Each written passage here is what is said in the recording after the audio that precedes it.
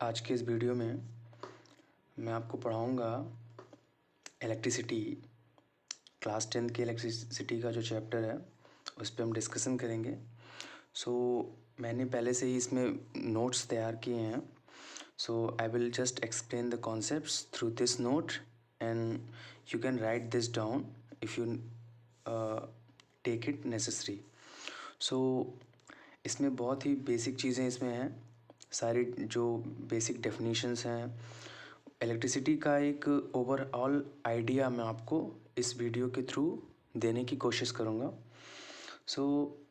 Chapter है हमारा electricity, जो कि क्लास 10th की साइंस का पोर्शन है और ये साइंस में फिज़िक्स का पोर्शन है। इलेक्ट्रिसिटी के बारे में हम डिस्कस करेंगे। देखिए, इलेक्ट्रिसिटी को जब भी आपको पढ़ना है तो इसकी शुरुआत होती है इलेक्ट्रिक चार्ज से। फ्रॉम इलेक्ट्रिक चार्ज, मतलब इलेक्ट्रिक चार्ज पहले आपको समझना पड़ेगा, तभी आप समझ सकते हैं कि इलेक्ट्रिसिटी क्या होती है। अब देखिए, इलेक्ट्रिक चार्ज के लिए मैंने डेफिनेशन दिया है यहाँ पे। So we can see here that when we rub a glass rod with a silk, मतलब हमारे पास क्या है, एक ग्लास रॉड है। इसको जब हम रब करते हैं सिल्क से, सिल्क मतलब रेशम, यानी जब हम एक ग्लास रॉड, आपके पास एक ग्लास की रॉड हो और एक सिल्क हो, जब उसको आपस में रब मतलब जब रगड़ेंगे, देन वी ऑब्जर्व, देन हम देखते हैं that the glass rod begins to attract lighter things around itself. तो देन द ग्लास रॉड, जो ग्लास की रॉड होती है, जब रगड़ने के बाद, मतलब सिल्क और रॉड, ग्लास रॉड को जब रगड़ते हैं उसके बाद हम देखते हैं कि जो ग्लास रॉड है वो अट्रैक्ट मतलब खींचने लगती है अपनी तरफ, आकर्षित करने लगती है। और लाइटर ऑब्जेक्ट थिंग्स मतलब हल्की चीज़ों को अपने आसपास, अराउंड इटसेल्फ मतलब खुद के आसपास।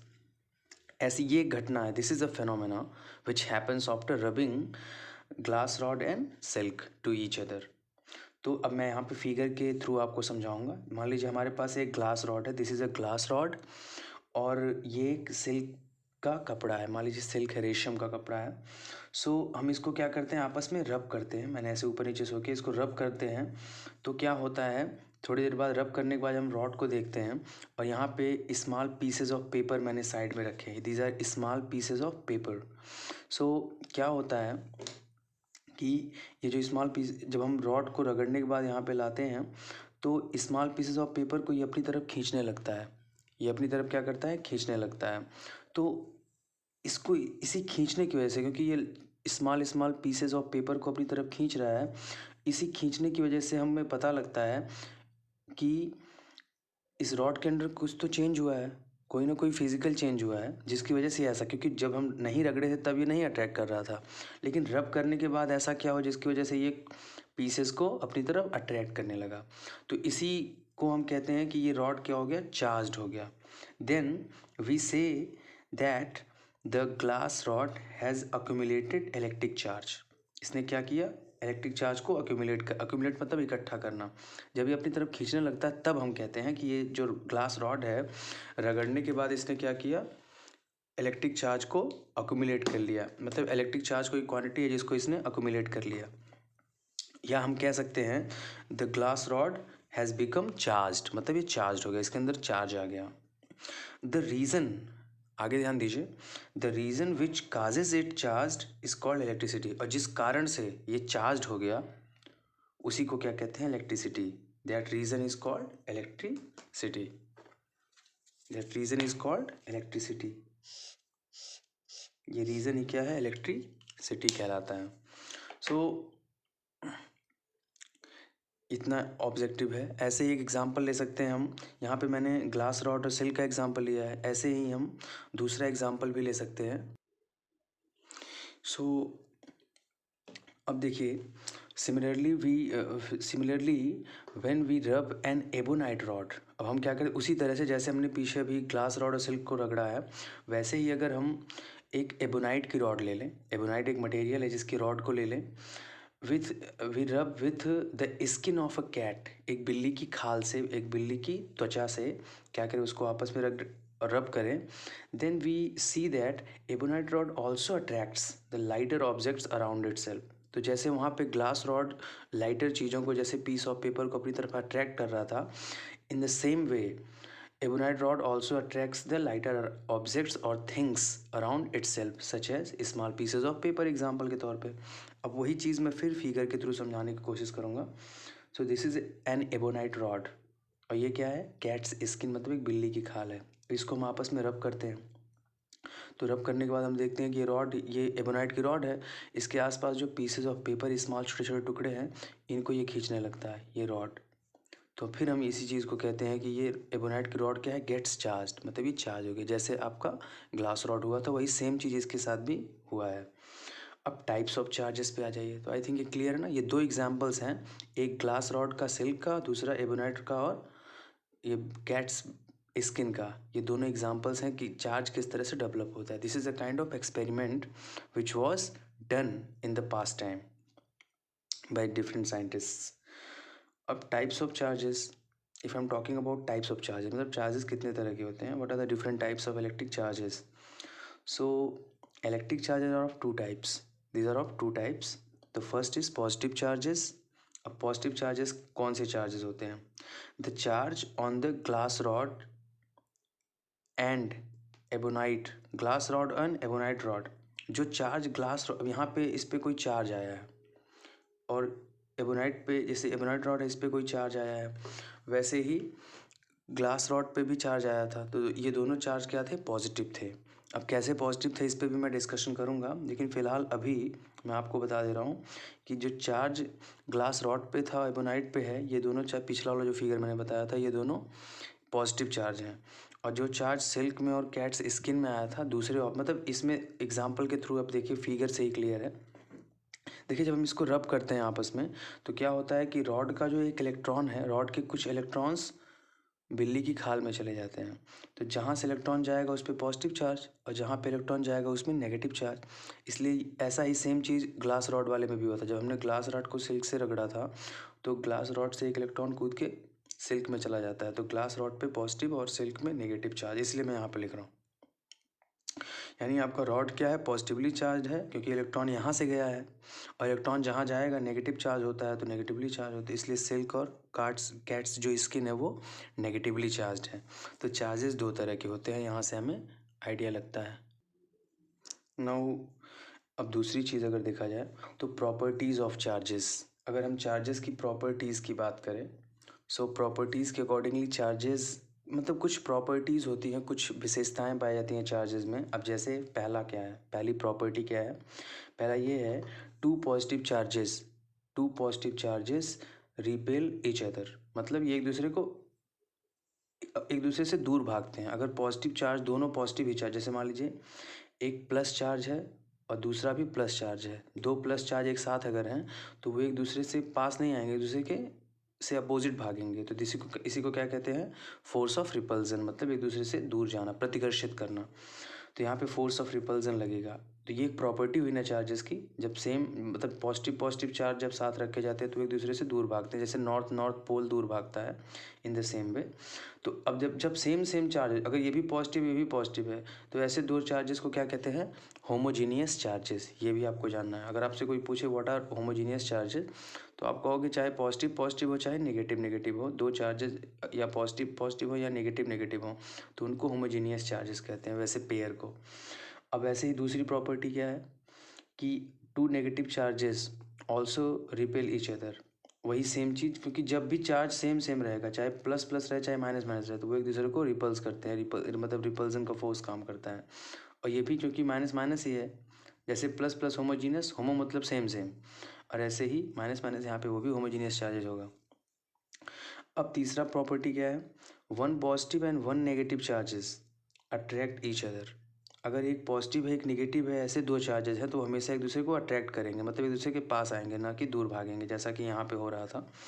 तो एक प्लस है एक माइनस है, तो यहाँ पे फोर्स ऑफ अट्रैक्शन काम करेगी, दोनों एक दूसरे की तरफ आएंगे। So this is a kind of properties of charges.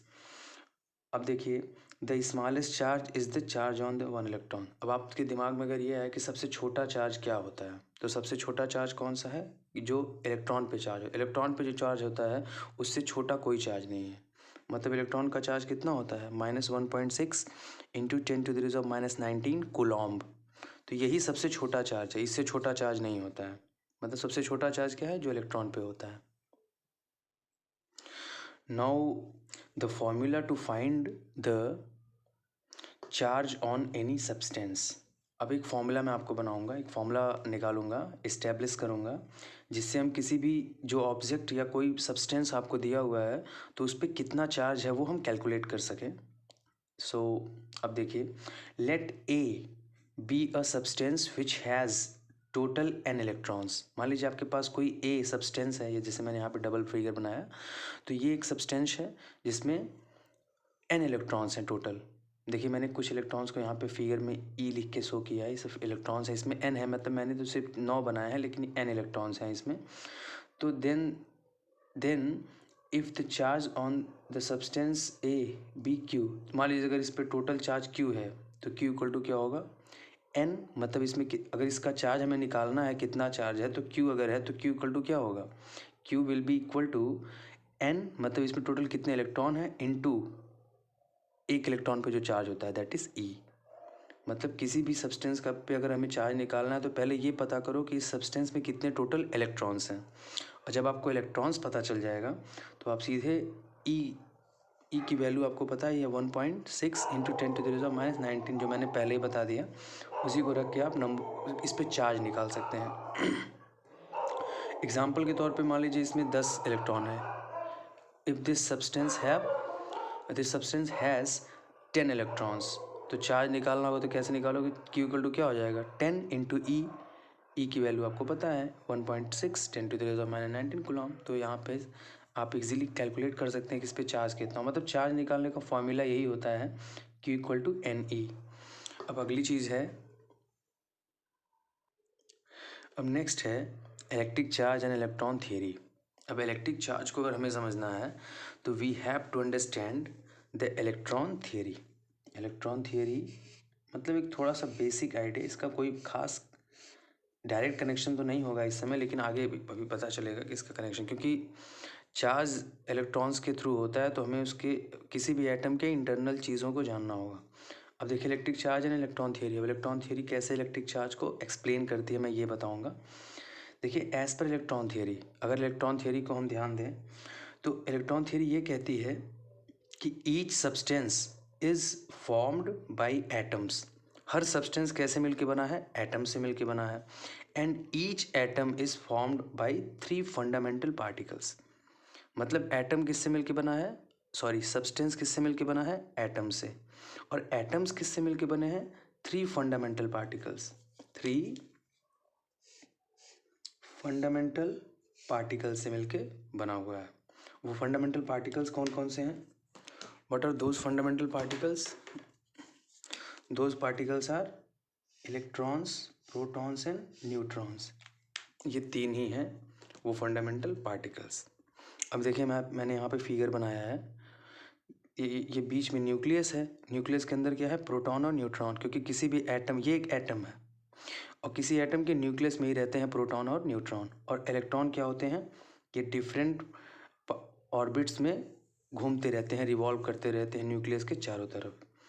अब देखिए the mass of proton and neutron is approximately equal. अब देखिए मैं इसमें थोड़ा सा इन्फॉर्मेशन दे रहा हूँ आपको। अगर हम मास देखें तो प्रोटॉन और न्यूट्रॉन का मास अप्रॉक्सीमेटली इक्वल होता है, मतलब इन दोनों का मास अप्रॉक्सीमेटली बराबर होता है। Proton and neutron are placed in the nucleus of the atom. अब देखिए एटम में ये तो है कि इलेक्ट्रॉन तो अराउंड घूमता रहता है अलग अलग ऑर्बिट्स में, लेकिन प्रोटॉन न्यूट्रॉन क्या होते हैं, न्यूक्लियस में ही होते हैं, ये न्यूक्लियस के अंदर होते हैं। अब प्रोटॉन इस, अब अगली चीज़ क्या है, proton is positively charged. Proton क्या होता है, पॉजिटिवली चार्ज होता है। न्यूट्रॉन चार्जलेस होता है, न्यूट्रॉन पे कोई चार्ज नहीं होता, चाहे नेगेटिव हो चाहे पॉजिटिव, कोई भी चार्ज नहीं होता। And electron is negatively charged, और इलेक्ट्रॉन के ऊपर क्या होता है, नेगेटिवली चार्ज होता है इलेक्ट्रॉन। और आपको ये भी पता है कि इलेक्ट्रॉन और प्रोटॉन का चार्ज सेम होता है, 1.6 10⁻⁻19 कूलॉम ही होता है, लेकिन इस पे माइनस में होता है, इस पे प्लस में होता है। तो this is the basic difference. Now अगली प्रॉपर्टी अगर हम देखें, सो electrons revolve electrons revolve in different orbitals around nucleus. तो ये मैंने पहले भी बोला है कि जो इलेक्ट्रॉन्स होते हैं वो अलग अलग ऑर्बिटल में न्यूक्लियस के चारों तरफ घूमते रहते हैं, चक्कर लगाते हैं। अगली चीज़ क्या है, electrons participate in electrical phenomena. देखिए कोई भी इलेक्ट्रिकल फिनोमेना जो आप पढ़ रहे हैं, कोई भी इलेक्ट्रिकल फिनोमेना मतलब इलेक्ट्रिसिटी से रिलेटेड जो फिनोमेना होती है, चाहे करंट का फ्लो होना, ये सारी चीज़ें जो होती हैं, इनमें कौन पार्टिसिपेट करता है? वैसे कि एटम्स में 3 पार्टिकल्स होते हैं फंडामेंटल, प्रोटॉन, इलेक्ट्रॉन, न्यूट्रॉन। लेकिन प्रोटॉन और न्यूट्रॉन तो न्यूक्लियस के अंदर होते हैं, इनका कोई कनेक्शन नहीं होता, कोई भी पार्टिसिपेशन नहीं होता इलेक्ट्रिकल फिनोमेना में। इलेक्ट्रिकल फिनोमेना किसकी वजह से होती है? इलेक्ट्रिक जो घटना होती है किसकी वजह से घटती है? इलेक्ट्रॉन्स की वजह से, क्योंकि इलेक्ट्रॉन्स ही इसमें रिस्पॉन्सिबल होते हैं। कैसे रिस्पॉन्सिबल होते हैं वी विल डिस्कस फर्दर, आगे हम डिस्कस करेंगे।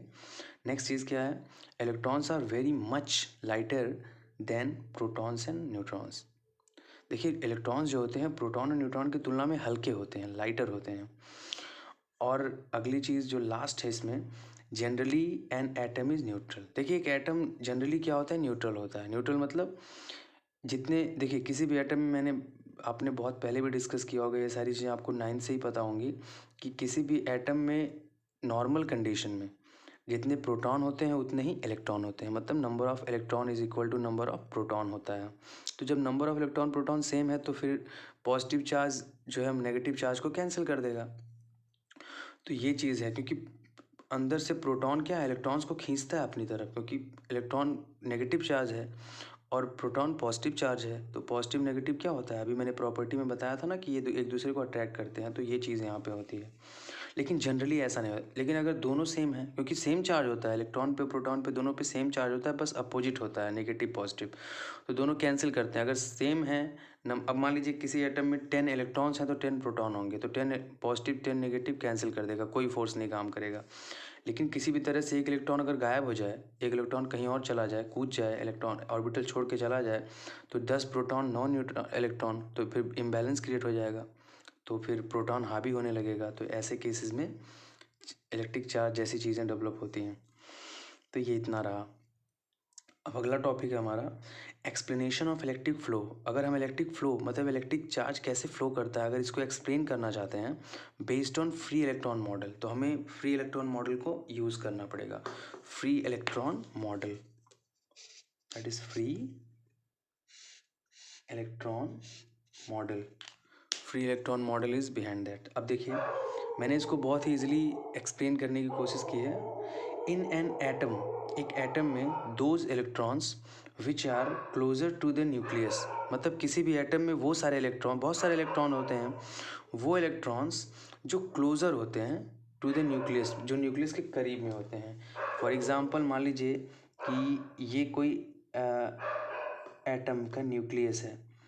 अब ऐसे ढेर सारे ऑर्बिटल्स होते हैं, तो ये न्यूक्लियस अगर है तो इसके अंदर न्यूट्रॉन प्रोटॉन रहेगा। अब यहाँ पे एक इलेक्ट्रॉन है, यहाँ पे एक इलेक्ट्रॉन है, अब यहाँ पे भी इलेक्ट्रॉन, यहाँ पे भी इलेक्ट्रॉन होंगे।